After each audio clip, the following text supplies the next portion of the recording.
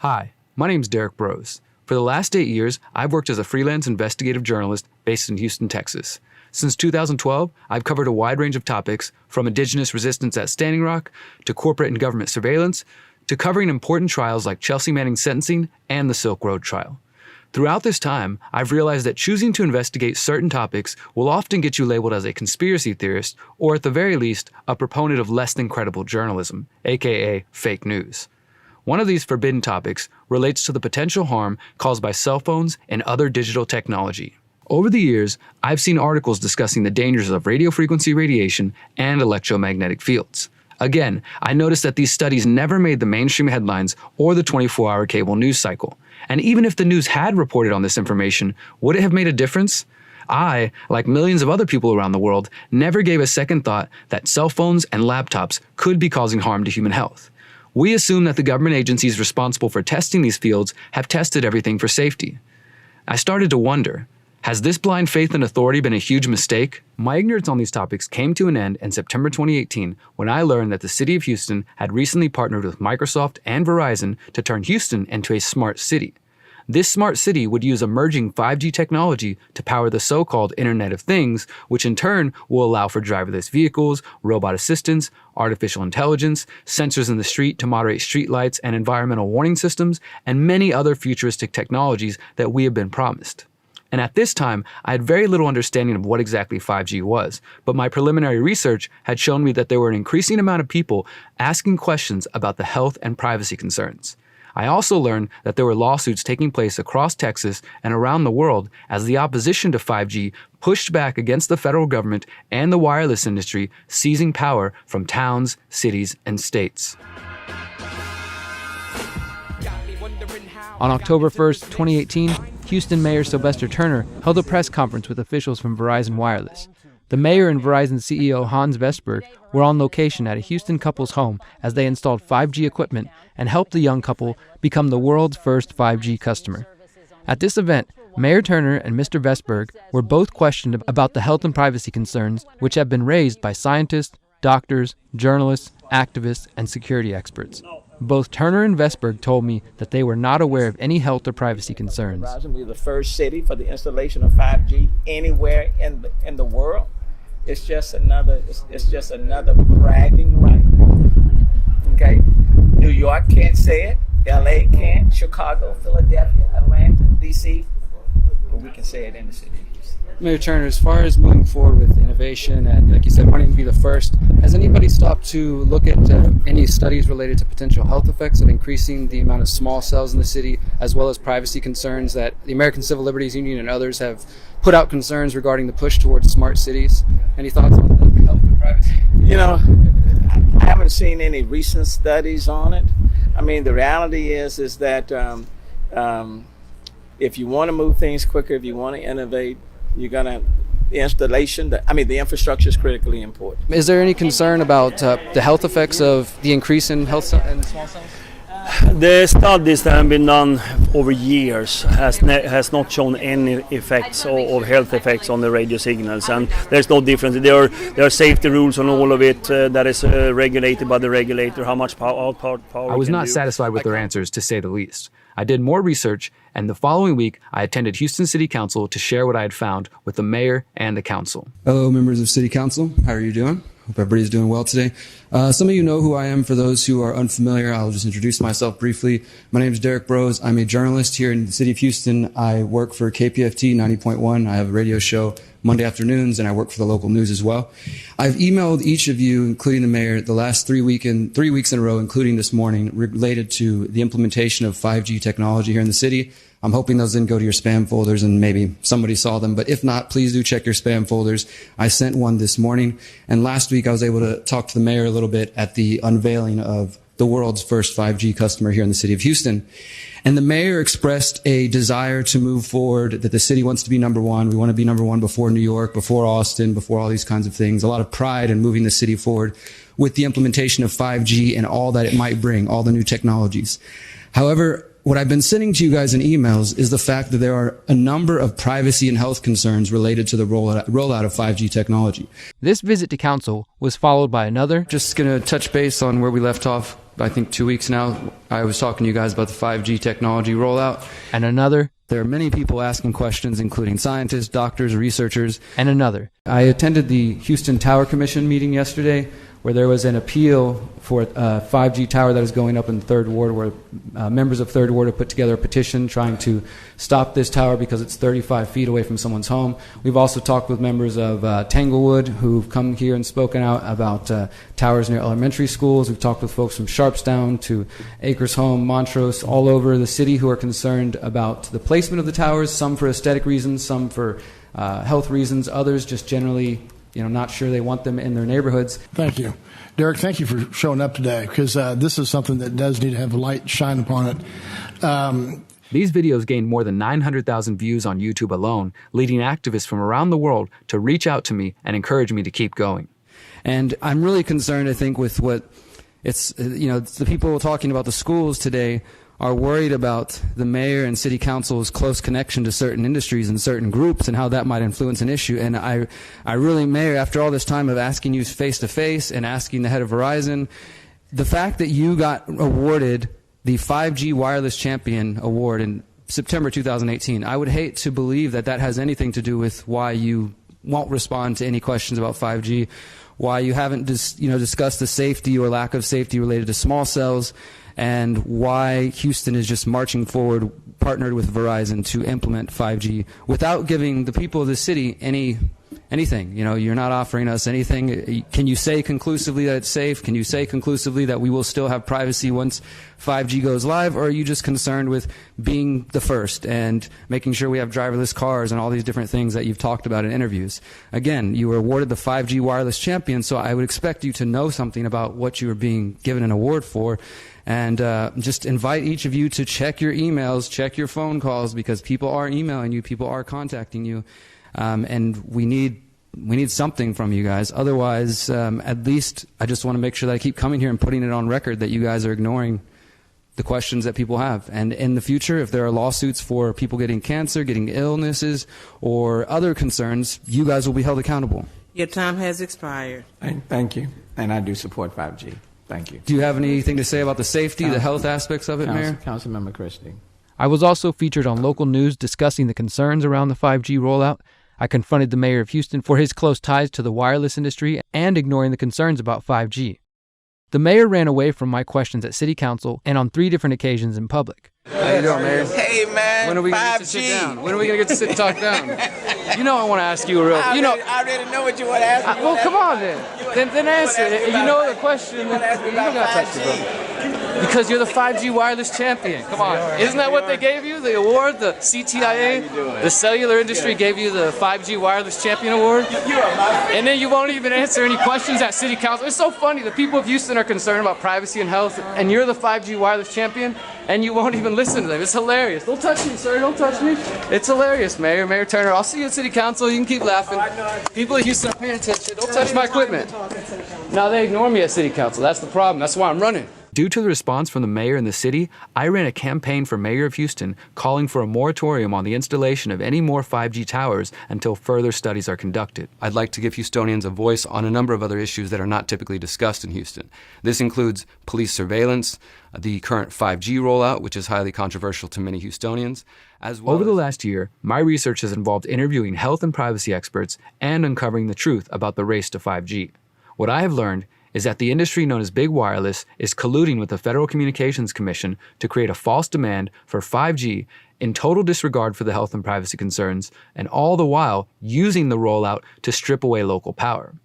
I offer the conclusions of my research in the hopes that the public will question and oppose the promises of the 5G Trojan horse.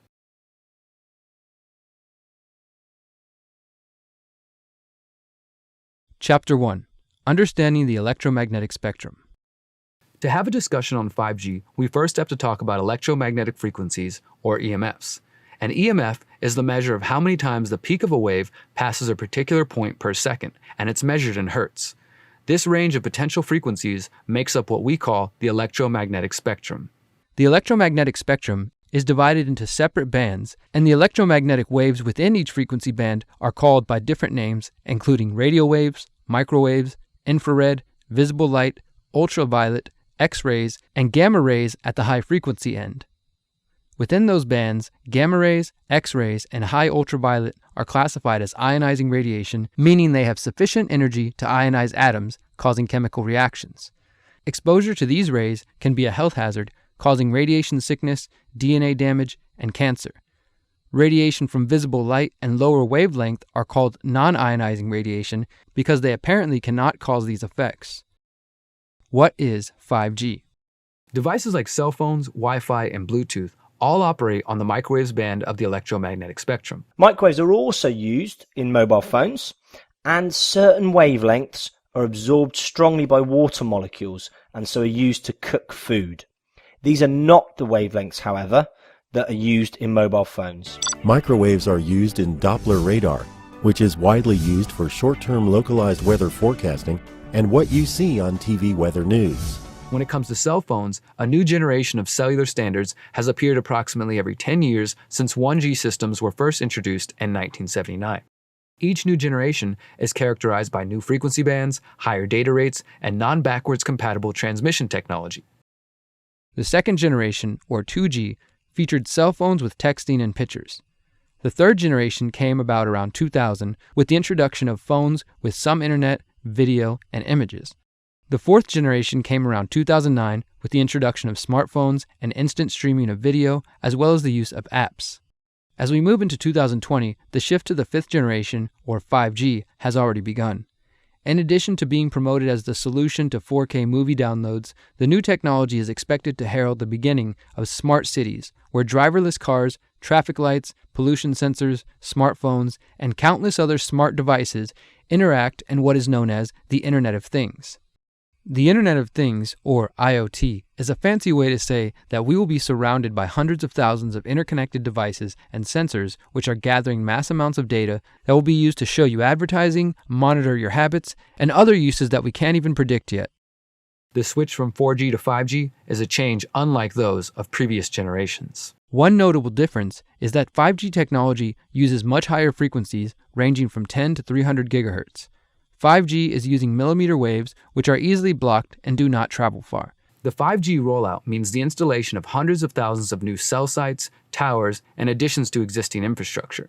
Cities like Houston, Atlanta, Boston, Chicago, Denver, San Diego, New York, and Washington, D.C. have already begun to deploy 5G for residential and commercial uses.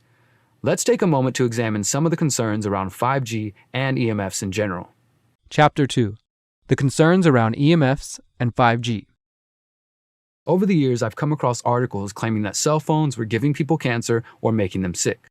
I didn't pay too much attention at first, but when I finally decided to investigate the topic, I realized that there is ample evidence that the technology we are so hurriedly surrounding ourselves with might be putting our lives at risk in more ways than one. I started by trying to understand the concerns around EMFs. I went through hundreds of studies, including those funded by government sources and those funded independently. I came across studies discussing extremely low-frequency electromagnetic fields and their effect on DNA. The researchers concluded that cells exposed to extremely low frequencies, or ELFs, quote, presented an increase of the number of cells with high damaged DNA as compared with non-exposed cells. I found studies examining a potential association between nocturnal mobile phone use and mental health, suicidal feelings, and self-injury in adolescence. I also found an interesting study discussing the excitability of the brain being induced by radio frequencies. The study stated that, quote, these results suggest that low-intensity radio frequency fields can modulate the excitability of hippocampal tissue in vitro in the absence of gross thermal effects. The changes in excitability may be consistent with reported behavioral effects of radio frequency fields. A 2004 study found, quote, an increased risk of acoustic neuroma tumors associated with mobile phone use of at least 10 years duration. I also found studies that were inconclusive, like this one, which found, quote, no conclusive evidence of an association between the mobile and cordless phone and a meningioma brain tumor. The study discovered a, quote, indication of increased risk, but was not, quote, supported by statistically significant increasing risk, ultimately calling for further studies. A study by Kaiser Permanente examined rates of miscarriages for women near cell towers. The study of hundreds of pregnant women in the San Francisco area found that those who were more exposed to the type of radiation produced by cell phones, wireless networks, and power lines, radiation that grows more common every day, were nearly 3 times as likely to miscarry. The Kaiser Permanente study did not show definitively what was causing the higher rate of pregnancy loss, nor did it isolate the potential impact of cell phones or other producers of EMFs. However, the authors said the results underscored the need for more research into the potential dangers. During my investigation, I came across the name of Dr. Martin Pall, a professor emeritus of biochemistry and basic medical sciences at Washington State University. Dr. Pall is a published and widely cited scientist on the biological effects of electromagnetic fields, an expert in how wireless radiation impacts the electrical systems of our bodies. He has published 7 studies showing there exists sensitivity to electromagnetic fields and what is known as the voltage sensor in each cell of the body. A study by Paul found this sensitivity in response to Wi-Fi. He calls this effect an important threat to human health. According to Dr. Paul, there are at least 15 different ways EMFs harm humans, including changes in brain structure and function, changes in various types of psychological responses and changes in behavior, at least 8 different endocrine hormonal effects, cardiac effects influencing the electrical control of the heart, chromosome breaks and other changes in chromosome structure, histological changes in the testes, cell death, lowered male fertility, including lowered sperm quality and function, and also lowered female fertility, cellular DNA damage, including single-strand breaks and double-strand breaks in cellular DNA, cancer, which is likely to involve these DNA changes, but also increased rates of tumor promotion-like events, cataract formation, breakdown of the blood-brain barrier, melatonin depletion, and sleep disruption. In 2016, Dr. Paul released another study on EMFs in the Journal of Chemical Neuroanatomy. 18 more recent epidemiological studies provide substantial evidence that microwave EMFs from cell mobile phone stations, excessive cell mobile phone usage, and from wireless smart meters can produce similar patterns of neuropsychiatric effects. Lesser evidence from 6 additional studies suggests that shortwave, radio station, occupational, and digital TV antenna exposures may produce similar neuropsychiatric effects. Among the more commonly reported changes are sleep disturbance, insomnia, headache, depression, depressive symptoms, fatigue, tiredness, concentration, attention dysfunction, memory changes, dizziness, irritability, loss of appetite, restlessness and anxiety, nausea, skin burning or tingling, and EEG changes. He concluded that, quote, extensive epidemiological studies performed over the past 50 years all collectively show that various non-thermal microwave EMF exposures produce diverse neuropsychiatric effects. Dr. Paul also notes that the effects of EMFs were documented 49 years ago in the U.S. Office of Naval Medical Research report published in 1971. Despite the breadth of his work, Dr. Martin Pall has largely been pushed to the fringes of society. To be fair, there are scientists who accuse him of bias and cherry-picking evidence to make his claims. In 2018, I asked Dr. Martin Pall why his work has been either ignored or pushed out of the mainstream conversation. We quit funding the studies of this sort back between 1986 and 1999. We've done almost nothing since then. So basically, the U.S. government's been pushing these technologies at the same time doing absolutely nothing, or almost absolutely nothing, to protect us.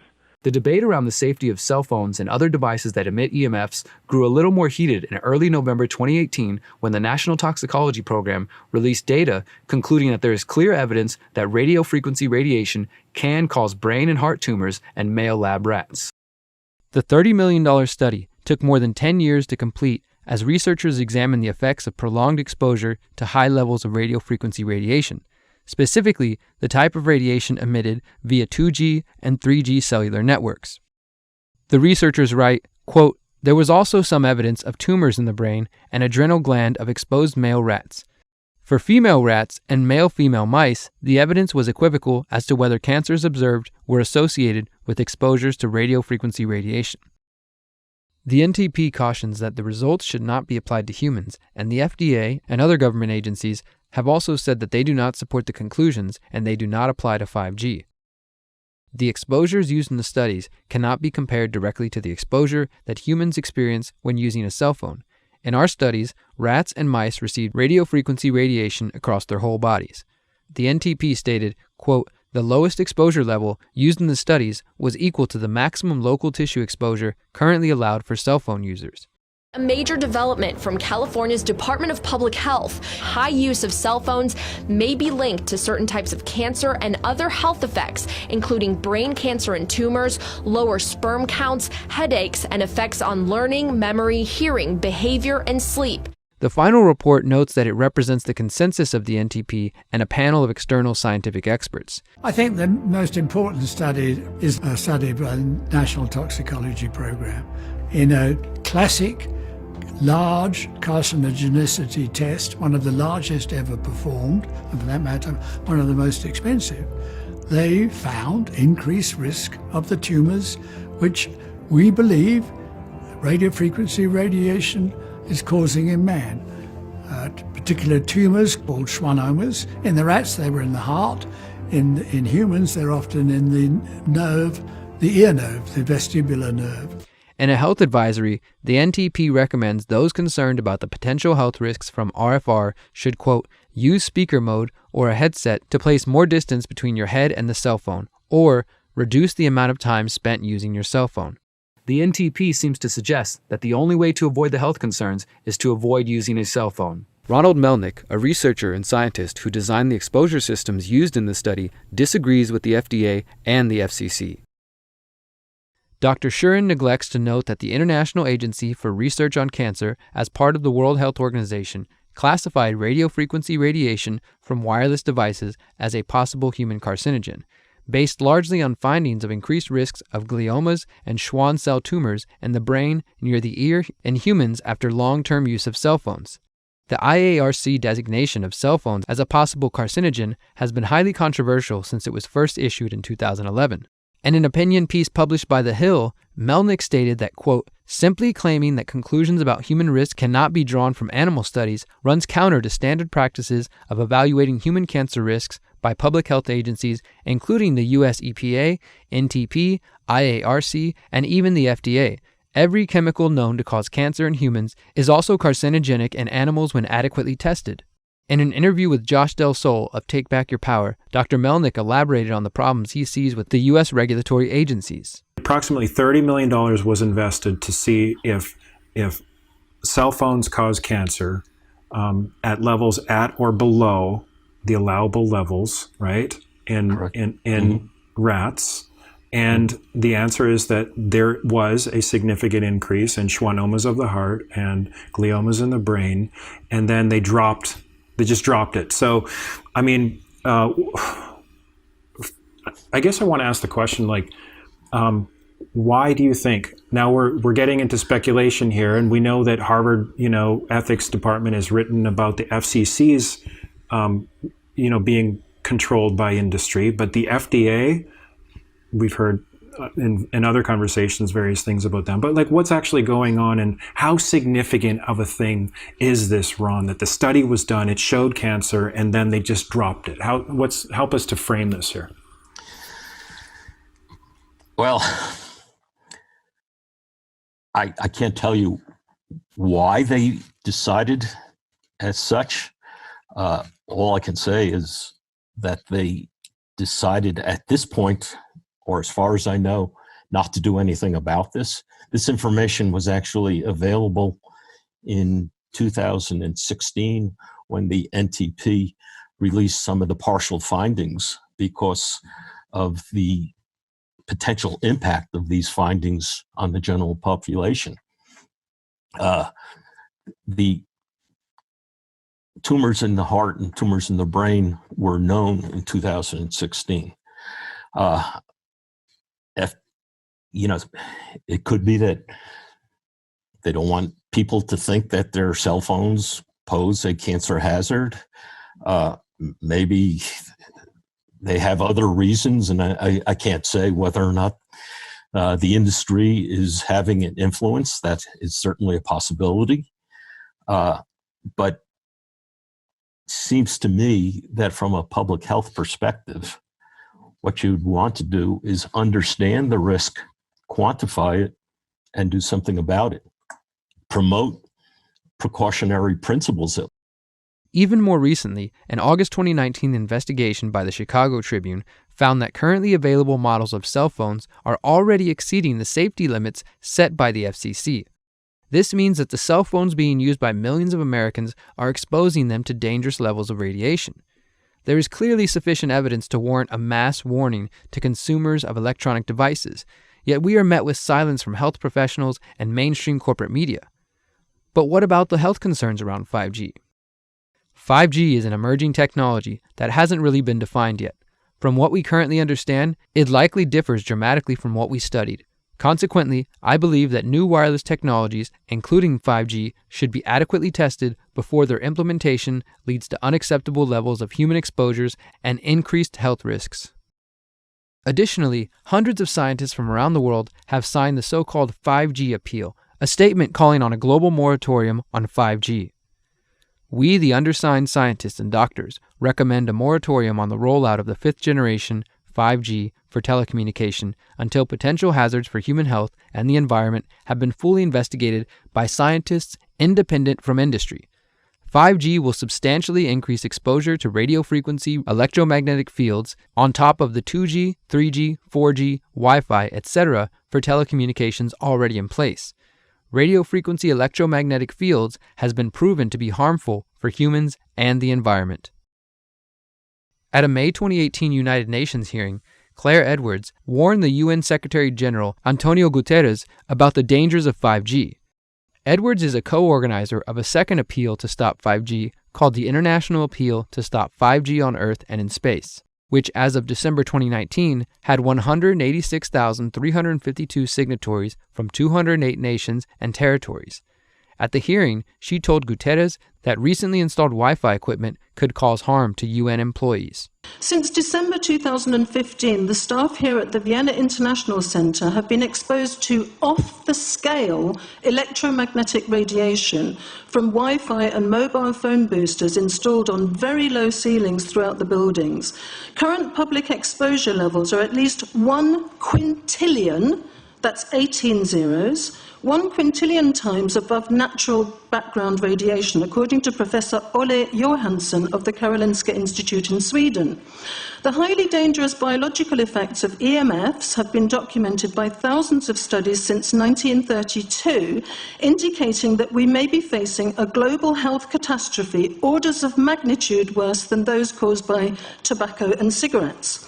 Mr. Secretary General, on the basis of the precautionary principle, I urge you to have these EMF-emitting devices removed immediately from these buildings and to call a halt to any rollout of 5G at UN duty stations, because 5G is designed to deliver concentrated and focused electromagnetic radiation in excess of 100 times current levels in the same way as do directed energy weapons. In line with the UN guiding principles on business and human rights, to protect, respect and remedy, 5G technologies must be subjected to an independent health and safety assessment before they are launched anywhere in the world. There is currently an international appeal signed by 237 EMF scientists from 41 nations urging the UN and particularly the WHO to exert strong leadership in fostering the development of more protective EMF guidelines, encouraging precautionary measures and educating the public about the considerable health risks. Guterres claimed he was ignorant to the dangers of the technology. Sorry, because we are talking with someone that is a little bit ignorant on these things. We're talking to the Wi-Fi systems? On the ceilings of these buildings, Wi-Fi boosters and cell phone boosters were installed without consultation, without information to staff in December 2015. The situation here is extremely dangerous. I have heard anecdotally of many people who have had health problems. I don't know if they are related, but the precautionary principle would dictate that we use our medical records to look into this and that we remove these dangerous devices immediately. Thank you. Well, I become worried because I put those devices in my house. So, Not a good idea. I will have to. I confess my ignorance on this. We will have to. But I'm going to raise this with WHO, which I think is the organization that might be able to deal with it properly, for them to. Put someone, their staff or organizations to work on that, because I must confess, I was not aware of that danger. To the extent that I put those things in the rooms of my house, in the ceiling. Groups like Physicians for Safe Technology have also called for caution and common sense on 5G. Doctors have begun speaking out about the concerns of surrounding ourselves with hundreds of thousands of new cell towers and small cells in the interest of 5G. Thank you very much for the opportunity to speak.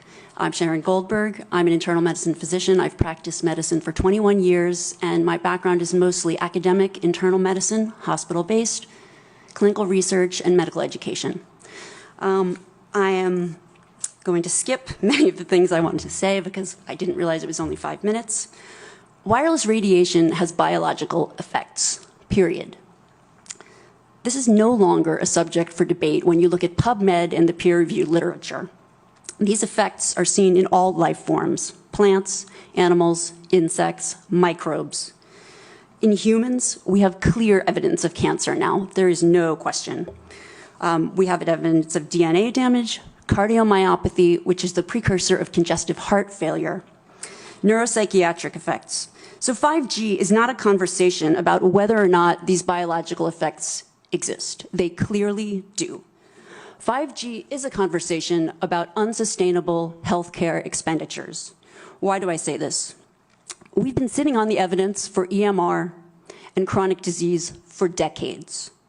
And now we are seeing all these epidemics appearing. So diabetes is the first epidemic. I think most of you know the statistics. They're very scary. 1 in 3 American children will become diabetic in their lifetime, and if they're Hispanic females, the number is 1 in 2. Okay. So what does this have to do with wireless radiation? Wireless radiation and other electromagnetic fields, such as magnetic fields and dirty electricity, have been clearly associated with elevated blood sugar and diabetes. That is what the peer-reviewed literature says. It is not opinion. The closer you live to a cell tower, the higher your blood glucose. That is based on hemoglobin A1C measurements. So the idea with small cells of putting the cells closer to people's homes and bedrooms scientifically is very dangerous. Thus far, there have only been a few politicians brave enough to speak out about this issue. Former Michigan State Senator Patrick Colbeck recently spoke out against the unprecedented rollout of this new untested technology. All of us know in our hearts we would not knowingly move our family, move our home next to a cell tower, right? We know it implicitly that there's something just not right there. The fact is that there have been studies talking about cell phone usage, and this is $20 million study by the federal government because they wanted to make sure absolutely beyond a reasonable doubt that they knew exactly what was happening with cell phone technology and cell phone usage. They found and they determined conclusively that there were carcinogenic effects. Now we're talking about what's going on with the 5G system. Just want to make sure everybody understands. The issue with 5G wireless deployment is not the convenience, because we all like the convenience. It's not the ease of deployment, because it's a lot easier just to pop something up on a tree than it is to actually bury it under the ground and route it to somebody's house in a hardware configuration. The issue is that 5G deployment, because it operates in a higher frequency band at 24 to 90 gigahertz, has to use a higher power density level to get through walls and get through solid objects. And that means you're going to have to put these things every 2 to 10 homes. So you're going to have a cell tower every 2 to 10 homes. Nobody would move next to a cell tower, right? So this is something that is a serious concern. And once again, remember that denial of request or denial permit request that you can put in? It's going to point back to the acceptable levels as determined by the FCC, not the EPA or not the CDC, the ones who usually take care of health concerns, but by the FCC, which is staffed by former members of the telecommunication industry. That's the fox guarding the hen house. In April 2019, New York Congressman Thomas Suozzi sent a letter to the FCC seeking answers about the technology. Suozzi wrote, quote, Small cell towers are being installed in residential neighborhoods in close proximity to houses throughout my district. I have heard instances of these antennas being installed on light poles directly outside the window of a young child's bedroom. Rightly so, my constituents are worried that should this technology be proven hazardous in the future, the health of their families and value of their properties would be at serious risk. New Jersey Congressman Andy Kim also sent a letter noting that, quote, current regulations governing radio frequency safety were put in place in 1996 and have not been reassessed for newer generation technologies. Despite the close proximity to sensitive areas where these high-band cells will be installed, little research has been conducted to examine 5G safety. Most disturbing of all, Senator Richard Blumenthal of Connecticut exposed that Big Wireless and the FCC have failed to do adequate independent studies into the effects of emerging 5G technology. At a Senate Commerce Committee hearing, Blumenthal questioned industry representatives about the absence of this research. In December of 2018, I sent a letter to FCC Commissioner Carr asking him to cite for me recent scientific studies demonstrating the safety of this technology. What research has been done, where has it been published and compiled. He has essentially failed to do so and just echoed the general statements of the FDA, which shares regulatory responsibility for cell phones with the FCC. If you go to the FDA website, pretty unsatisfactory. There basically is a cursory and superficial citation to existing scientific data saying, quote, the FDA has urged the cell phone industry to take a number of steps, including support additional research on possible biological effects of radio frequency fields for the type of signal emitted by cell phones. I believe that Americans deserve to know what the health effects are. My question for you, particularly Mr. Gillen and Mr. Perry, how much money has the industry committed to supporting additional independent research? I stress independent research. Is that independent research ongoing? Has any been completed? Where can consumers look for it? And we're talking about research on the biological effects of this new technology. Thank you, Senator. I think, thank you for your focus on the issue. Safety is paramount, and as you alluded to, we rely on the expert agencies, we rely on the findings of the FDA and others as to the requirements to keep all of us safe. There are no industry-backed studies, to my knowledge right now. Happy to visit with you as to what opportunities you think there needs to be more studies, and we're always for more science. We also rely on what the scientists tell us. At the end of the exchange, Blumenthal concluded, So there really is no research ongoing. We're kind of flying blind here, so far as health and safety is concerned. Thank you, Mr. Chairman. as more health professionals, politicians, and scientists speak out against the dangers of 5G and EMFs, the cellular industry and some in the mainstream media have begun pushing back. In March 2019, William Broad of the New York Times wrote a piece promoting the idea that those who are concerned about the health effects of 5G are simply falling prey to Russian propaganda designed to make America lose the race to 5G. His article, "Your 5G phone won't hurt you, but Russia wants you to think otherwise," sought to place the blame for concern around 5G on the shoulders of America's favorite boogeymen, the Russians. Interestingly, Broad failed to mention that in April 2019, the Times announced a partnership with Verizon to showcase a 5G journalism lab. This seems to be a new trend for corporate media, as the Washington Post announced a similar deal with AT&T in November 2019. Questions regarding potential conflicts of interest have not been addressed. By relegating concerns about 5G to a Russian ploy, he misses altogether the fact that the purportedly independent international authorities on which he relies that declare 5G to be safe are an exclusive club of industry-loyal scientists. China, Russia, Poland, Italy, and several other European countries allow up to hundreds of times less wireless radiation into the environment from microwave antennas than does the US. Davis went even further, comparing the treatment of those who raise awareness about the public impact of radio frequency microwave radiation to that of those scientists in the 1950s and 60s who attempted to ring alarm bells about the dangers of tobacco. Scientists who showed the harmful effects of tobacco found themselves struggling for serious attention and financial support. She continued, "For health impacts from wireless radiation, a similar pattern is emerging. Each time a U.S. government agency produced positive findings, research on health impacts was defunded. The Office of Naval Research, the National Institute of Occupational Safety and Health, the Department of Health, Education and Welfare, and the Environmental Protection Agency all once had vibrant research programs documenting dangers of wireless radiation. All found their programs scrapped, reflecting pressure from those who sought to suppress their work."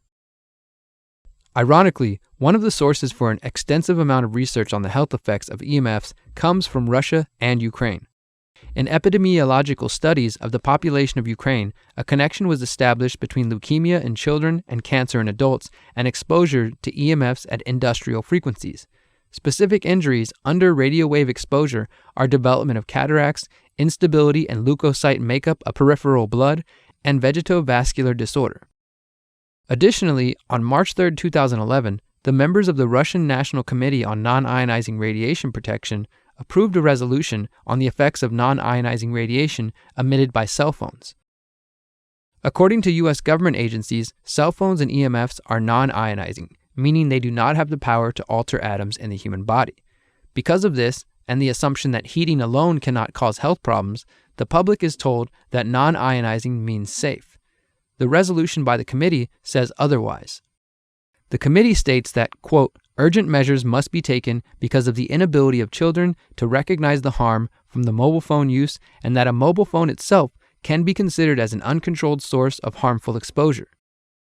The committee called for requiring health information regarding exposure to EMFs on the phone itself, as well as setting limits for children and teens using cell phones and laptops. As of 2019, no U.S. regulatory body has adopted similar measures. Regarding this debate around ionizing and non-ionizing radiation, I asked Dr. Martin Paul why some researchers claim that non-ionizing radiation is safe and others claim that it causes harm. When you're thinking about radiation, you're talking about the individual photons that make it up. And the fact is that the individual photons that make up non-ionizing radiation, particularly in the microwave and lower frequency ranges, don't have enough energy to influence the chemistry of our bodies. That's true. They don't. But we're not talking about the individual photons. It's the fields as a whole. And those fields as a whole put forces on a structure called a voltage sensor that controls these voltage-gated calcium channels. And that structure is extraordinarily sensitive to these fields. And that's why you get activation of the voltage-gated calcium channels and why you get excessive calcium in the cell. So we know why the system works. We know why it's so extraordinarily sensitive. And the industry's been claiming that these fields are not strong enough to do anything. But the reason the industry's wrong is because this structure is extraordinarily sensitive to the forces of the EMF. So this comes straight out of the physics, and this is where the physics background that I have has been very valuable, in addition to understanding the biology. Despite the attacks from mainstream news and promises from big wireless, there are a great deal of reasons to be concerned about health issues related to cell phones, laptops, smart devices, and 5G. Now, to be fair, there are of course scientists and researchers who say that the claims of health problems associated with EMFs are exaggerated and unfounded. The proponents of EMFs claim that the opposition is cherry-picking evidence to make their case. However, even if one takes only a cursory look at what we have just shown to you, it should be easy enough to see that rolling out a new, untested technology is not smart science. At the very least, we must encourage public officials to exercise the precautionary principle and do further testing before rolling out 5G. Smart city or surveillance city? Cancer and other health issues are not the only concerns being raised by the critics of 5G and the Internet of Things. There are also a growing number of professionals, government agencies, civil rights attorneys, and activists who are raising important questions about the digital future. In April 2018, the American Civil Liberties Union released a guide detailing important questions that should be asked by city officials seeking to join the smart city evolution. When we talk about smart city technology or the Internet of Things in the government context, that what we're really talking about is, electronics that are maybe small and cheap that can be placed around the city and that essentially can be designed to collect information, whether it's visual information or audio information or information about, say, whether a parking space is occupied. But before any smart city technology is acquired or deployed, it's really important that a city working with its community determine whether that technology is actually smart for the city to do. Why do we say that? Well, that's because, smart city technology can be a wolf in sheep's clothing. It can be another way for the government to amass information that it may not have wanted to collect for law enforcement purposes, but that might be vulnerable to that sort of use later, or that they may not have wanted to collect for immigration purposes, but that could potentially be vulnerable to that later. And again, this technology is often going to be collected by technologies that companies have developed.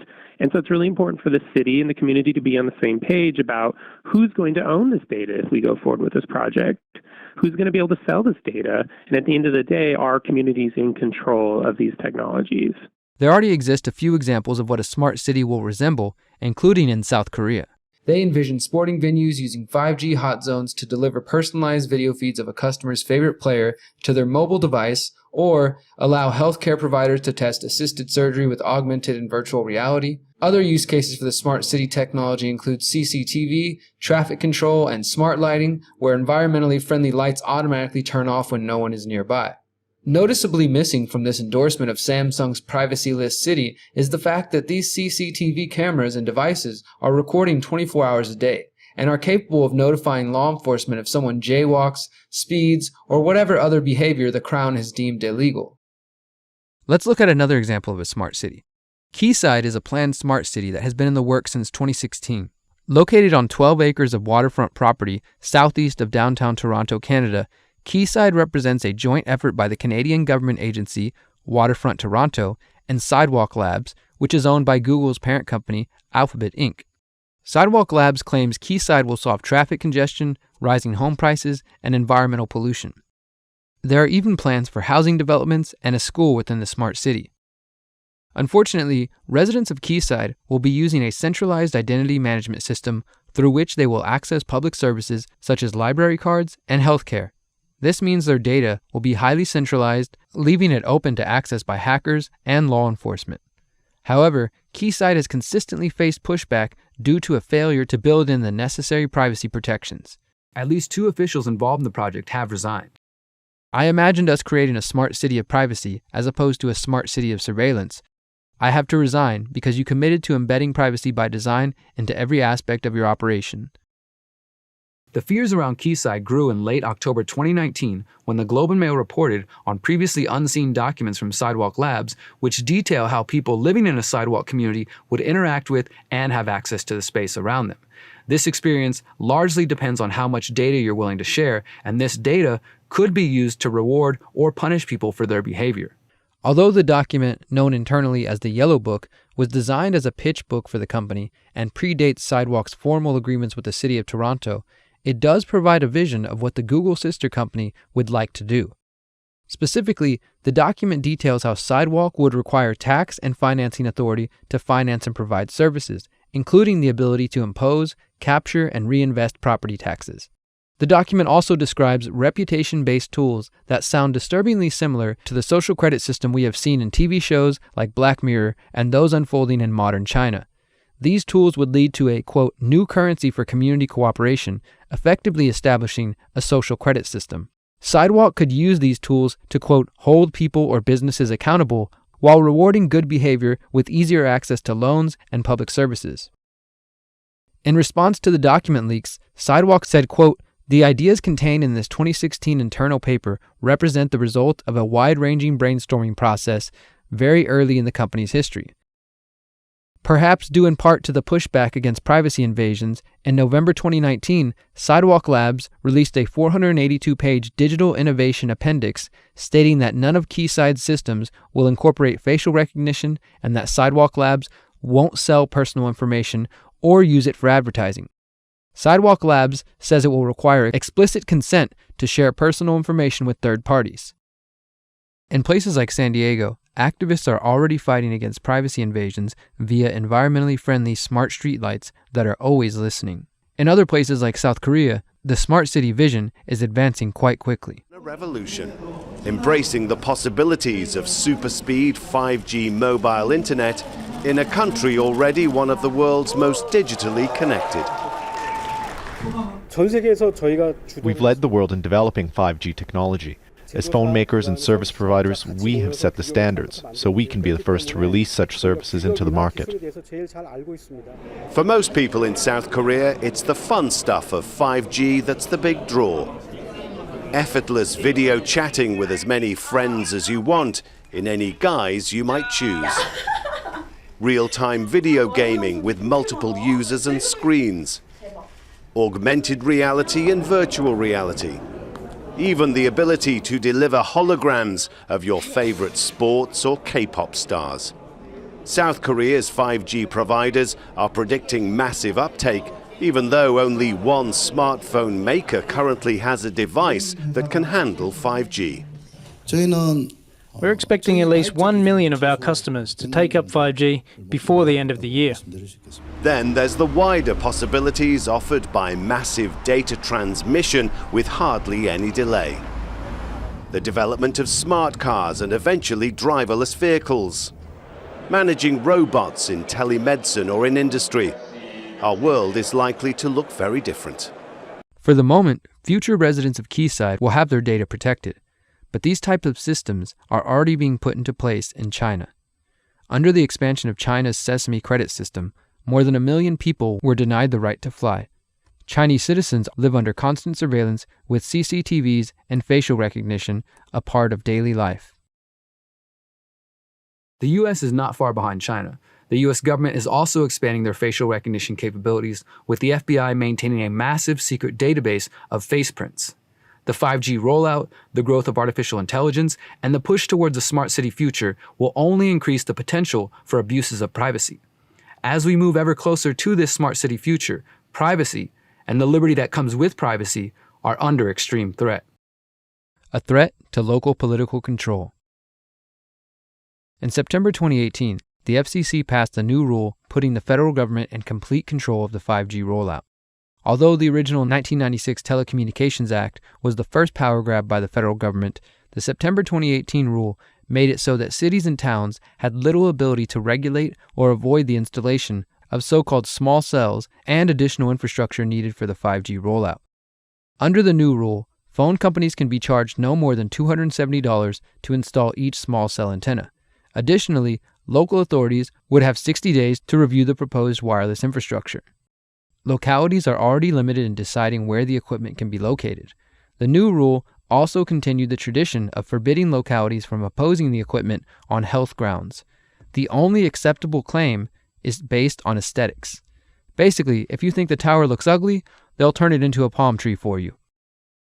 The Republicans on the FCC stated that limiting the fees that cities can charge localities will free up capital for them to invest in local infrastructure. Democrat Jessica Rosenworcel was the lone dissenter, calling the rule, quote, extraordinary federal overreach. I do not believe the law permits Washington to run roughshod over state and local authority like this, and I worry the litigation that follows will only slow our 5G future. Rosenworcel was correct about litigation to follow. In the weeks after the October 2018 rule, 24 cities and counties filed lawsuits against the Federal Communications Commission. The matter was only made worse when in April 2019, President Trump issued an executive order about 5G. Local and state bodies must now approve new 5G infrastructure within 90 days.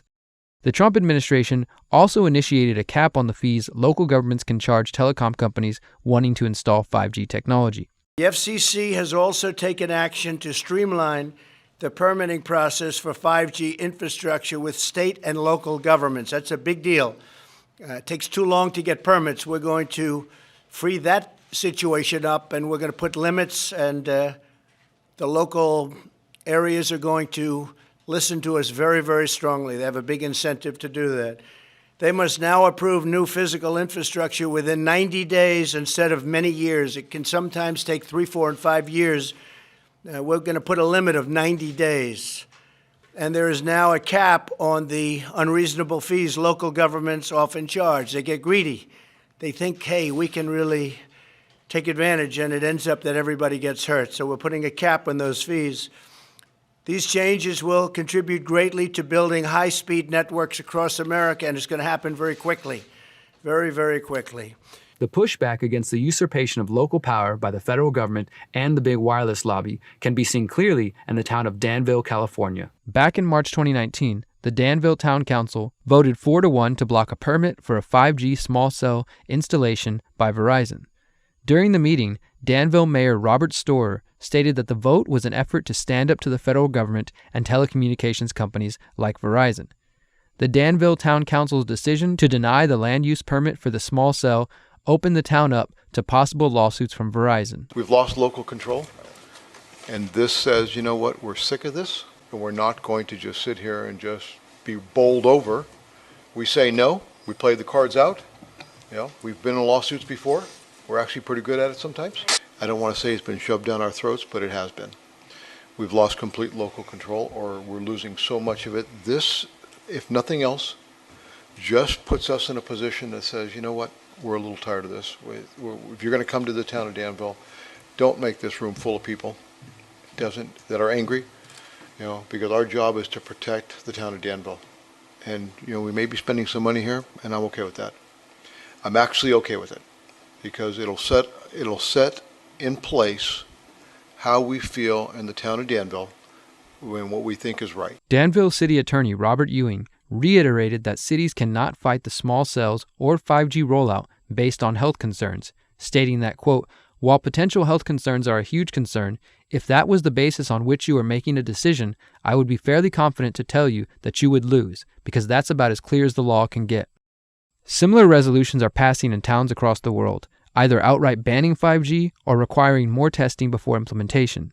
Between the FCC rules and the presidential executive order, the U.S. federal government is working with the big wireless lobby to force 5G down the throats of cities and states around the country. Together, in an incestuous corporate-state relationship, they are slowly taking away choice and consent from local bodies.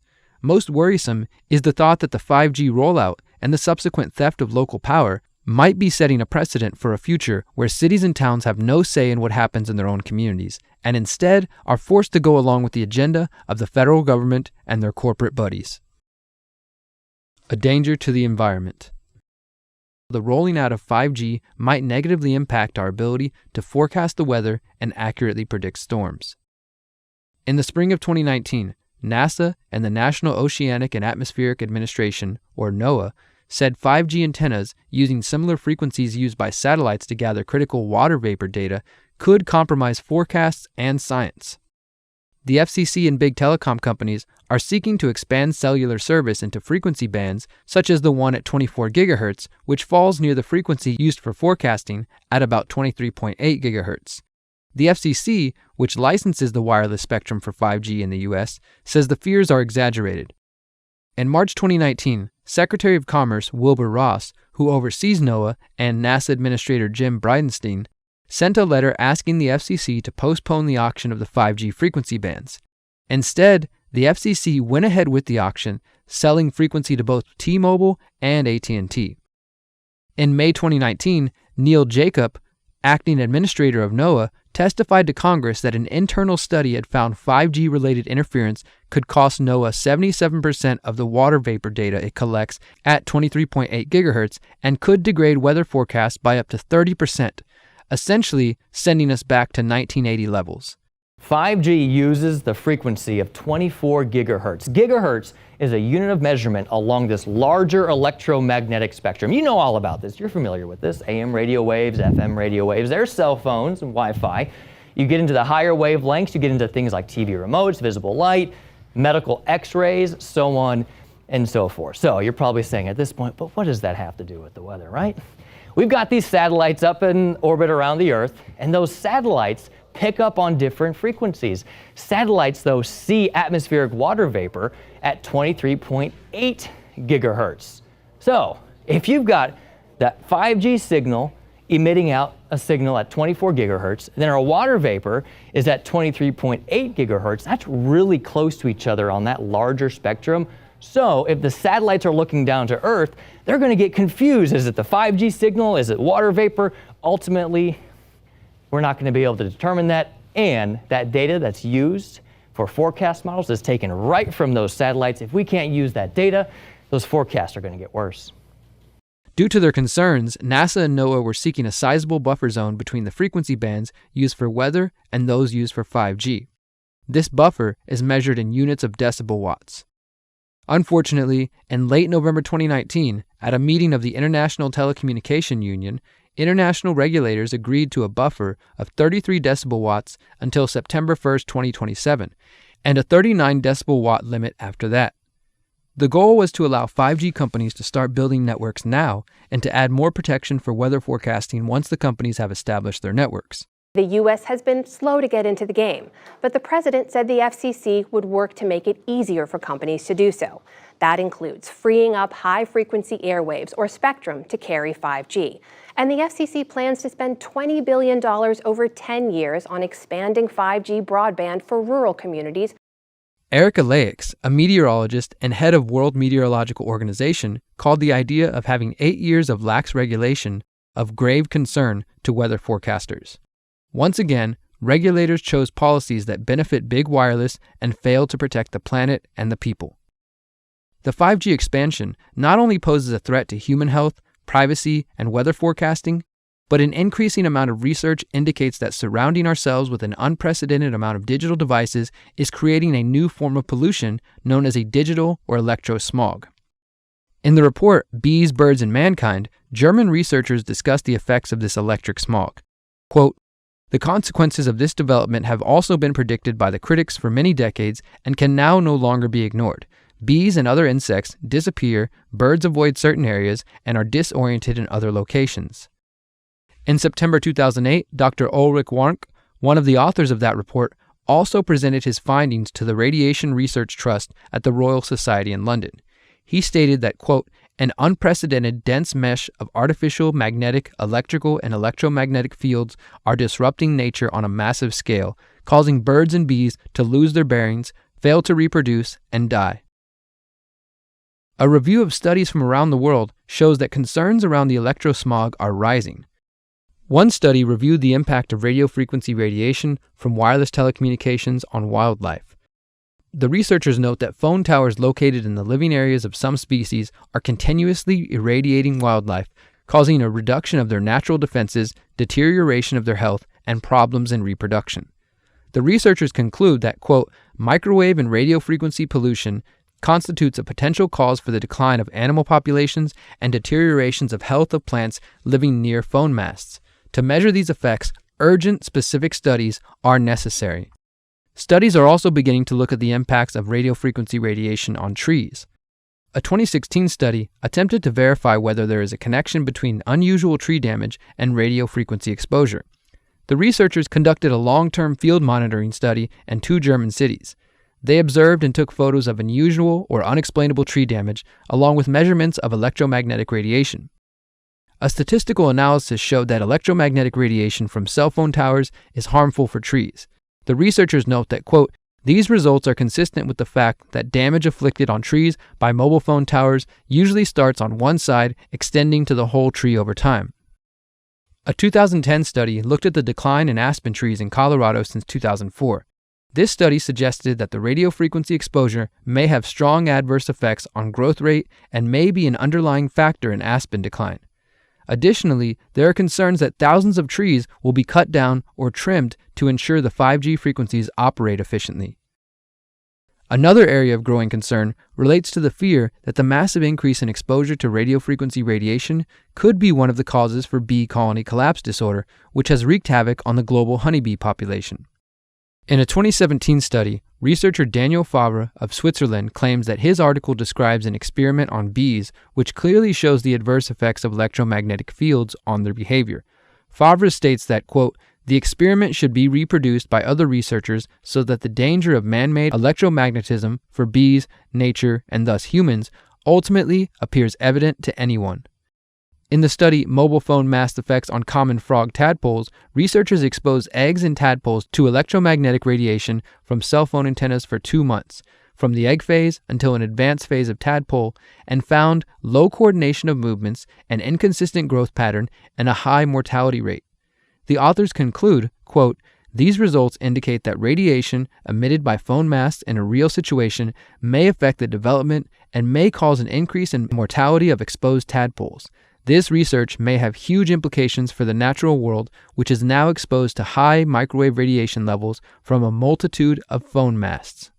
Ajit Pai is the chair of the FCC, and he joins me now. Welcome to the NewsHour. Thank you for having me on. So I want to ask you about what one of your Democratic colleagues on the FCC had to say about our efforts to get into 5G. She said, so far we've done more harm than good. She cites the president's tariffs on 5G equipment, says the White House has been alienating security allies. We need to expand that network. How do those things hamper your ability to build and grow the network? I respectfully disagree. If you look at some of the independent observers, they believe that the United States is in the lead when it comes to 5G. For example, Cisco recently put out a report suggesting that North America, led of course by the United States, would have twice as many 5G connections as Asia by 2022. That same month, ABI Research said flatly that the United States is in the lead in 5G.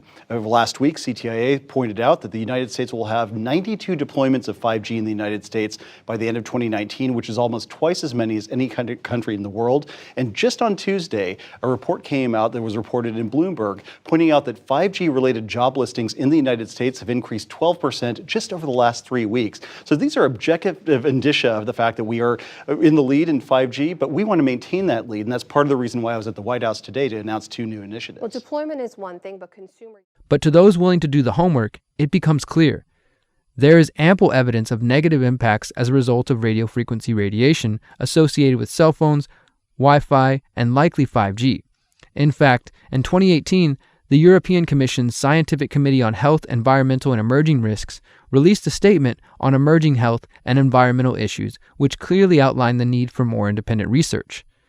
Under Section 4.4, Potential Effects on Wildlife of Increases in Electromagnetic Radiation, the report states, quote, "How exposure to electromagnetic fields could affect humans remains a controversial area, and studies have not yet yielded clear evidence of the impact on mammals, birds, or insects.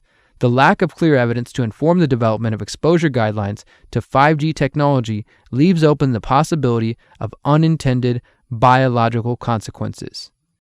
These unintended consequences have the potential to affect human life as well as insects, birds, plants, and trees." Chapter 3: The Big Wireless 5G Takeover. As I continued my research and began presenting it to City Council and fellow Houstonians, I noticed there was often a reluctance to believe what I was claiming. Several times, I was asked something along the lines of, "How could something so dangerous be allowed on the market? Doesn't the government regulate this technology?" Once again, the trust of the authorities made people feel like they were safe from harm. Unfortunately, the research shows otherwise. But how could this happen? How can the U.S. government allow potentially hazardous products to be sold and used by millions of people? To understand this, we need to go back to 1996. That year, the Telecommunications Act was passed as an effort to update the law around communications technology as the internet was beginning to come into mass public use. The act was also seen as a way to limit the growing AT&T monopoly. Unfortunately, it was the beginning of further consolidation of telecommunications companies and a huge step towards eroding local power. The 1996 Act prohibits local jurisdictions from considering perceived health effects when taking an action on a proposed facility, such as towers or small cells. Instead, cities and towns could only regulate cell sites based on the aesthetics and location of the devices. Quote, "No state or local government or instrumentality thereof may regulate the placement, construction, and modification of personal wireless service facilities on the basis of the environmental effects of radio frequency emissions to the extent that such facilities comply with the Commission's regulations concerning such emissions. As long as the facilities comply with the standards set by the FCC, they cannot be subjected to environmental or health regulations." But what happens if those federal standards set by the FCC in 1996 are not adequate? As we will get into shortly, there are studies which show health effects even at the levels allowed by the 1996 Telecommunications Act, not to mention the fact that the standards are over 2 decades old and based on outdated technology. Not only was the Telecom Act designed to protect the profits of the big wireless companies, but somewhere along the way, the FCC and the telecoms developed an incestuous relationship that has overtaken the voices and concerns of the American people.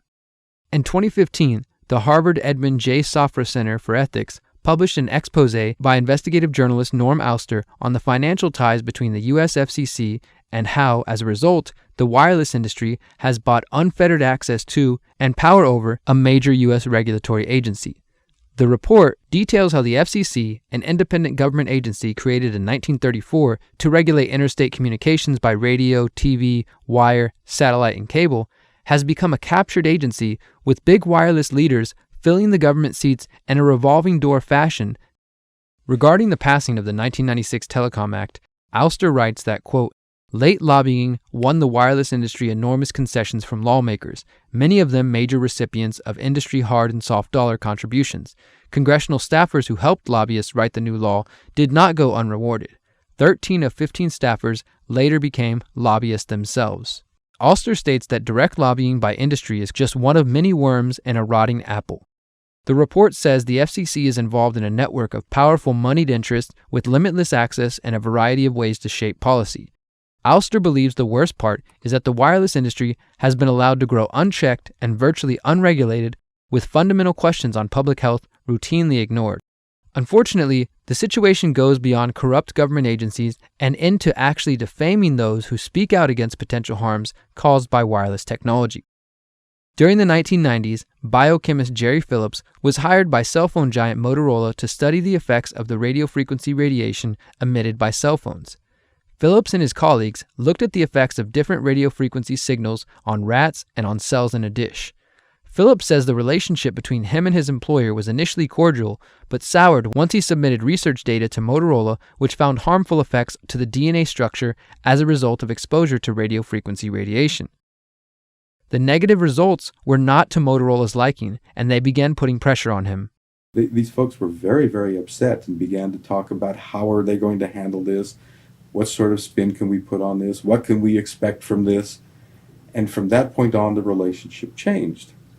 What we saw was that Motorola began to exert more and more control over the work, telling us what to do, telling us how to write abstracts, what to say in the abstracts, what to say in the papers. I said, how to do the work. No, don't do this. Yes, do it this way. This was unacceptable. I had completed our study of DNA damage, and I submitted the final report to Motorola, and I got a call from Mays Swycord at Motorola. Now, Mays is the former head of the Center for, CDRH, Center for Devices and Radiological Health at the FDA, and he left the FDA and went to work for Motorola. Keep that connection in mind. That's interesting. He also handpicked his successor at the FDA and tried to urge me not to publish the study. They didn't tell me not to. They just said, no, this isn't ready for publication. And they wanted me to do more work. I stopped taking calls from them, and I went ahead and published the study. It came out in 1998, and I wanted nothing more to do with any Motorola-related work. I wasn't going to put up with that kind of control. I wouldn't put up with that attitude. That was it. I think one has to exercise caution at this point. And what makes the cellular telephone research area so difficult right now is there is no money available for research other than that's coming from industry.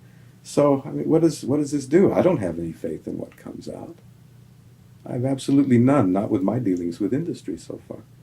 In another example of industry attempting to influence research, we have Dr. Henry Lai of the University of Washington and fellow researcher Narendra Singh. The researchers were looking at the effects of non-ionizing radiation, the same type of radiation emitted by cell phones, on the DNA of rats.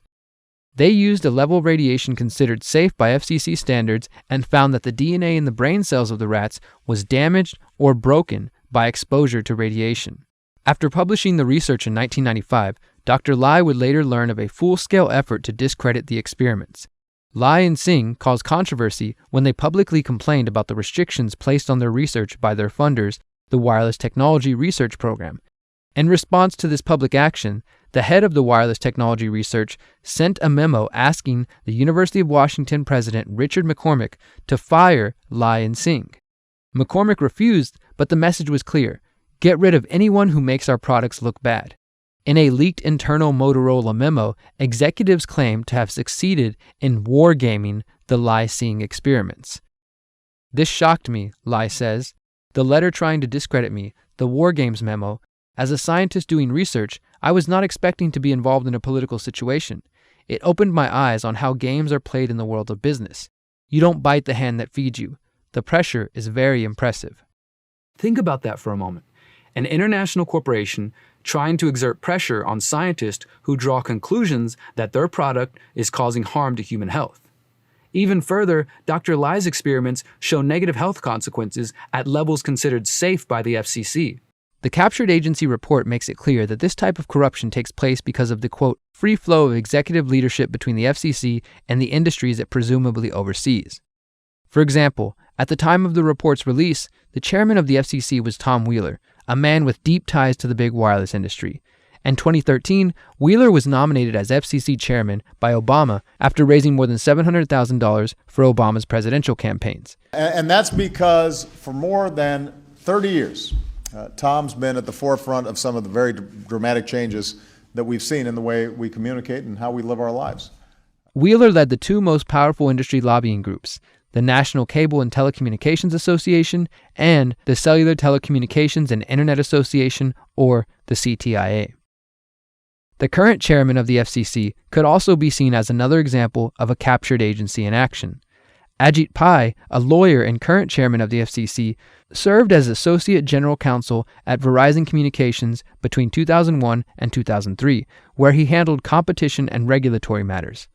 Pai was appointed to the FCC by Barack Obama in 2012 and then made FCC chairman by Donald Trump in January 2017. In conclusion, sorry, many people are still shell-shocked that I'm up here tonight. They ask themselves, how on earth did this happen? Well, moments before tonight's dinner, somebody leaked a 14-year-old video that helps answer that question. And in all candor, I can no longer hide from the truth. And so I might as well own it. Let's take a look.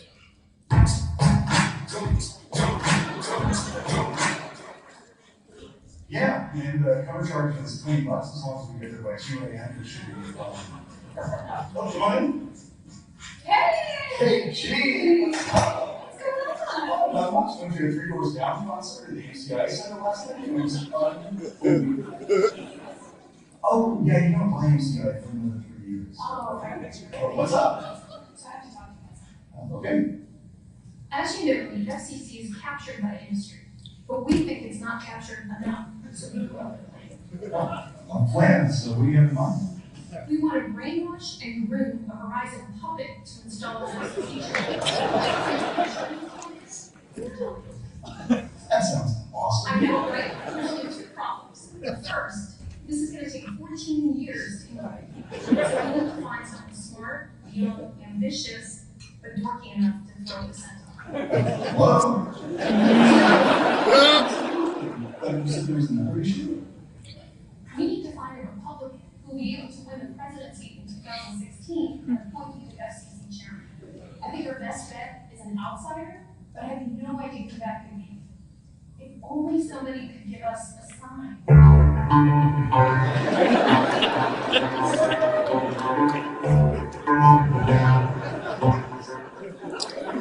And that's, ladies and gentlemen, is how I became chairman of the FCC. FCC Commissioner Brendan Carr is another example of a government official working closely with industry and maintaining relationships which clearly present conflicts of interest. We're very excited about the build-out of 5G and next-gen internet infrastructure. Carr is credited with accelerating the 5G build-out. Prior to joining the FCC, Carr worked as an attorney at Wiley Rein, where his clients were Verizon, AT&T, CenturyLink, CTIA, the Wireless Association, and the USTA, the telecom lobby. The Wiley Ryan law firm is a hotbed of activity for former government officials and industry regulars. One of the founders of the law firm is Richard Wiley, himself a former FCC chairman.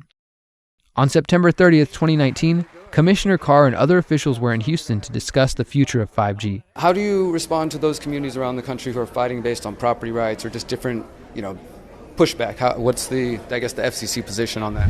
We're very excited about the build-out of 5G and next-gen internet infrastructure. And at the FCC, we've been really building on a lot of the policies that state and local leaders have been putting in place to make sure that every single community can benefit. It's really a great job story. It's a great story for economic growth. So we're really happy with the progress that we're seeing in building out 5G, both here in Houston and in a lot of other communities around the country. What about those who have concerns, say, for example, Harvard, that put out the study about captured agency, that folks like yourself who've been lawyers and worked in the industry are essentially captured the regulators? This idea that the FCC can't be trusted to regulate 5G and cell phones and things of that sort because of not only yours, but Ajit Pai and others' industry connections. Yeah, we're really glad to see the growth in 5G. And one of the things that we've done at the FCC is build on the policies put in place by local elected leaders here in Houston. Texas, the state legislature put policies in place that help guide the way for 5G builds. So we're really excited with the progress that we're seeing by really taking the lead of so many of these local elected officials. No comment on the conflict of interest concerns? Thanks, man. Appreciate it. Good to talk to you. The following day, I was able to question Commissioner Carr for a second time, and once again, he avoided my questions. Mr. Carr, can I follow up with you on yesterday? Oh, I'm good, man. Thank you. All right, well, then we'll just do it this way. All right, so look, you have ties to the industry. We'll just be more blunt this time since trying nice doesn't seem to work with you guys. So you have ties to the industry. Thanks, man. You omitted those facts. This is not press. You're a public servant. You're walking the streets. So you've been with the FCC. You've worked with a law firm that defended the CTI, the people who organized this whole thing. The CTI gave the mayor the 5G Wireless Champion Award. I mean, essentially, this whole thing was just a big industry. There's not a single mention of lawsuits on the state level, on the federal level. I'm sure you're aware that there are cities in Texas that are suing right now because those are the stakeholders that are being ignored. They're not, the surveillance concerns are being ignored. You guys talked about all these sensors, all these great things, but not a single person mentioned that there are privacy concerns, there are health concerns that I know you're aware. The FCC recently announced that they're even going to reevaluate cell phones because the Chicago Tribune study showed that iPhones are putting off 200 times the radiation that you guys allow and say is safe. I mean, realistically, you can't even comment on that. Thanks, man. It's really good to see you again. Thanks for showing up at the event. Appreciate it. Of course I'm here, but I mean, I'm just saying people see you respond like this and it doesn't even seem like human. You can't even acknowledge or say a simple statement. But I guess that's what we should expect from the federal government. Much of this revolving door relationship between industry and government can be traced to the CTIA, the Cellular, Telecommunications, and Internet Association. Established in 1984, the CTIA claims to represent the U.S. wireless communications industry from carriers and equipment manufacturers. The CTIA, quote, advocates for legislative and regulatory policies at federal, state, and local levels that foster the continued innovation, investment, and increasing economic impact of America's wireless industry. CTIA is active on a wide range of issues, including spectrum policy, wireless infrastructure, and the Internet of Things, among others. They also host events on topics ranging from cybersecurity to 5G. The CTIA's board of directors includes the presidents, CEOs, and other senior officials of Verizon, Sprint, T-Mobile, Nokia, Ericsson, Intel, General Motors, TracFone, Easy Texting, and others. The CTIA's current president and CEO is Meredith Atwell Baker. Baker has spent the last 2 decades bouncing between lobbying for big wireless and working for the government. From 1998 to 2000, Baker worked as Director of Congressional Affairs at the CTIA. Afterwards, she worked for the U.S. government as an FCC commissioner between July 2009 to June 2011. She then went back to the CTIA, where she is now president and CEO in charge of promoting the so-called race to 5G. So what exactly is the race to 5G? If you've paid attention to any media or visited a cell phone store recently, you've likely heard of the buzz about 5G, and more specifically, the race to 5G. Geopolitically speaking, the race to 5G describes the ongoing rift between the US and China, a kind of digital Cold War where the two superpowers race to implement the next generation of cellular technology because of its potential for massive profit and massive data collection. The American media and President Trump have stated that Chinese company Huawei could use their 5G infrastructure to spy on Americans. Trump has called on federal officials and American companies to abandon Huawei equipment. This fear of Chinese spying using 5G equipment completely ignores the reality that the U.S. government has the same exact opportunity to pressure American companies to spy on the private data of Americans. The race to 5G could also be described as a clever marketing concept designed to sell consumers an upgrade they did not know they wanted or needed. Not to mention an upgrade that has sparked lawsuits and has many health and privacy concerns. As part of the ongoing race to 5G, telecom companies are promoting 5G as the solution for faster downloads and high-definition movie streaming. It's not immediately clear if the public is demanding faster downloads, but the telecoms, global governments, and the tech industry are pushing the shift towards 5G. While it is true that 5G has the potential to spur on innovation in the fields of medicine, manufacturing, entertainment, and other industries, there has not been a truly organic call for this emerging technology. It seems much of the hype around the 5G rollout is coming from the CTIA itself. Yes, the Cellular, Telecommunications, and Internet Association, the organization created to lobby explicitly for the wireless industry. The CTIA is big wireless. 5G is a race, and we must win. The sheer power of innovation in the US will come up with new types of services and applications that will ride on top of those networks. Mobile 5G, big opportunity. Video IoT, and a competition amongst cities to bring smart city to life. I think 5G is the biggest and most important evolutionary step in the history of wireless. We know the best path to ensuring 5G. One of the ways the CTIA has spread enthusiasm for the race to 5G is by working with city officials. The CTIA has been honoring city mayors who have worked to erode local authority regarding the 5G rollout. Thank you, Derek. Thank you very much. The 5G Wireless Champion Awards honor the state and local officials who, quote, bring next-generation 5G networks into communities and remove barriers to the deployment of next-generation wireless infrastructure. In 2018, the CTIA gave out 3 5G Wireless Champion Awards to mayors across the United States, including Houston's Mayor Sylvester Turner. I think you're always assessing, the pros and the cons, but I haven't seen anything that would cause us to slow down. As I mentioned earlier, it was the mayor's response to my questions about 5G which encouraged me to look deeper. I found out that in July 2018, Mayor Turner stood side by side with Verizon Wireless officials to announce plans to roll out 5G technology in Houston. The mayor said 5G will turn Houston into a smart city with better control of traffic flow, money-saving smart streetlights, and driverless cars. By September 2018, Turner was awarded the 5G Wireless Champion Award by the CTIA. The CTIA stated, quote, under Mayor Turner's leadership, Houston has streamlined the permitting process by not requiring a license or attachment agreement for new poles or small cells, and completes review ahead of deadlines. Despite my efforts at emailing the mayor and city council about the concerns and visiting city council many times, I continued to be met with silence. When I decided to run for mayor, making 5G a central part of my campaign, I finally had the opportunity to call out the mayor to his face and in front of the people of Houston.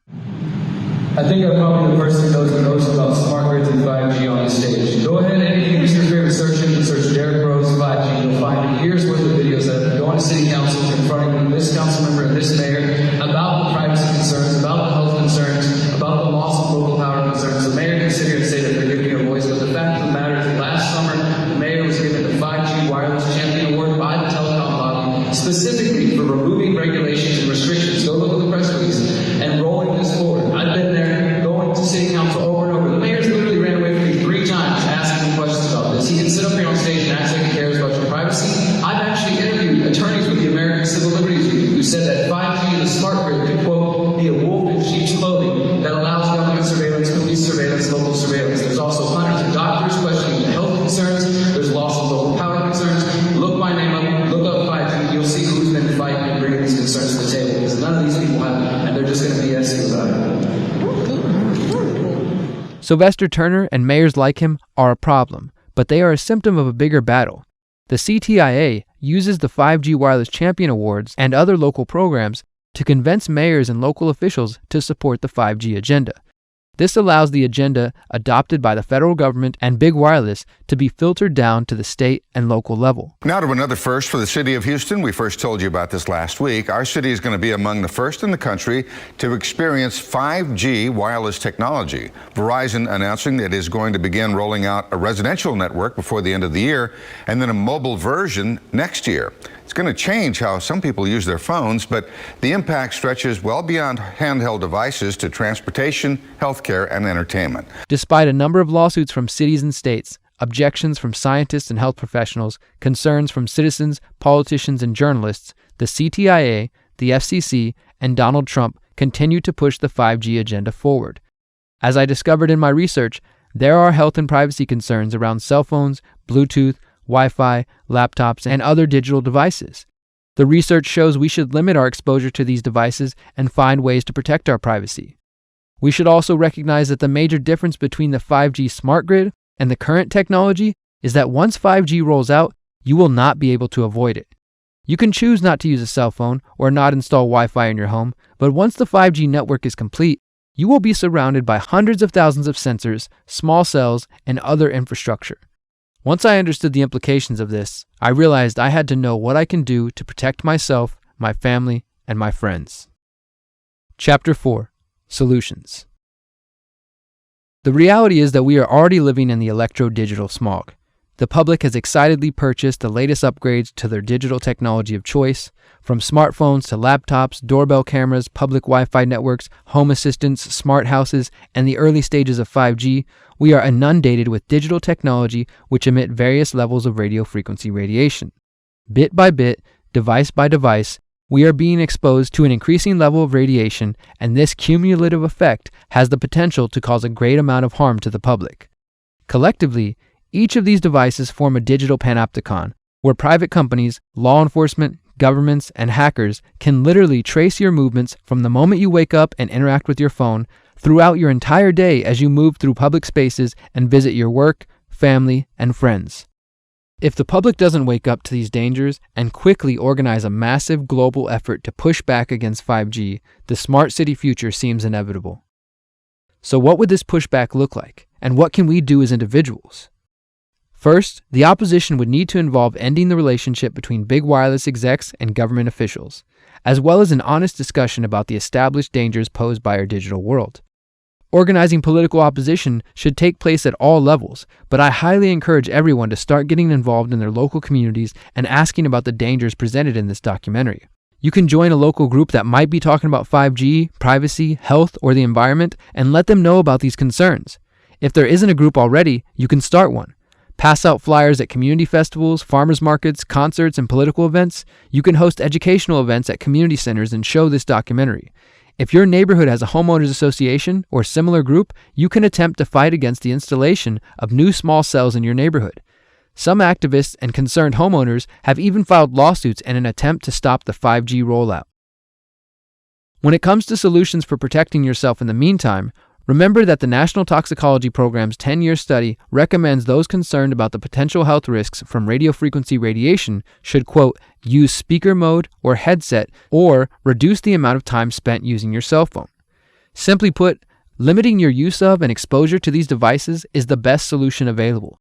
I would recommend turning your phone on airplane mode when not using it, or simply turning it off when not in use. I know, it's a scary thought, but we will survive. I would also stop using Bluetooth headphones and stop using Bluetooth while driving in your vehicle. There are also companies producing devices which are supposed to be able to block or absorb the EMFs emitted by our devices.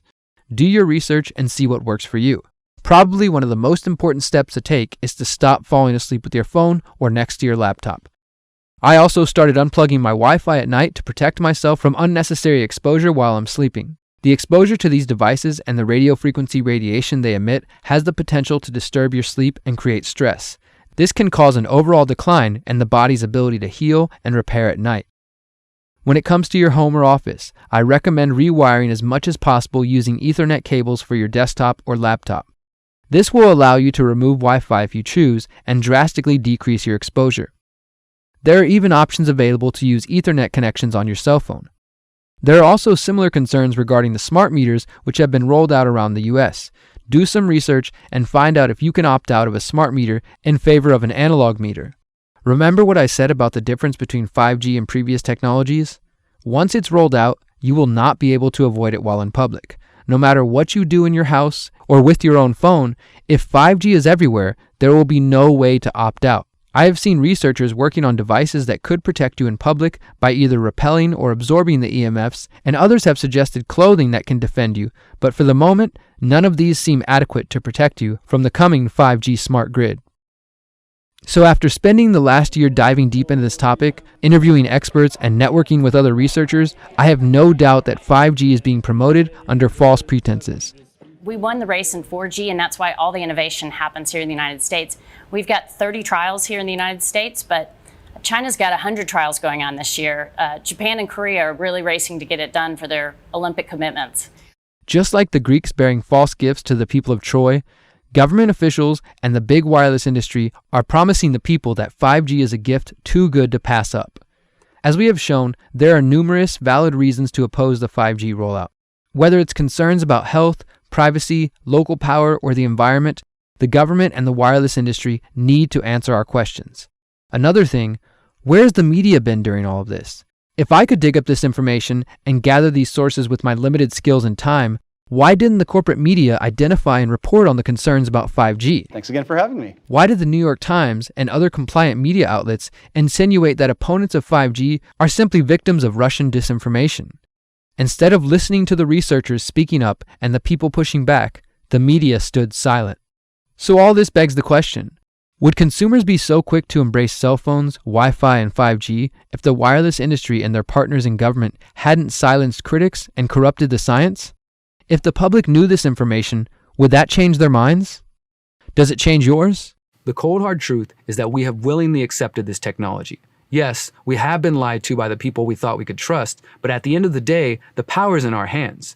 We get to decide whether we surround ourselves with devices that threaten our privacy and our health. We must take responsibility for our own actions and remember to be skeptical of promises of convenience and utopia. As the saying goes, if it sounds too good to be true, it probably is. Thank you for watching.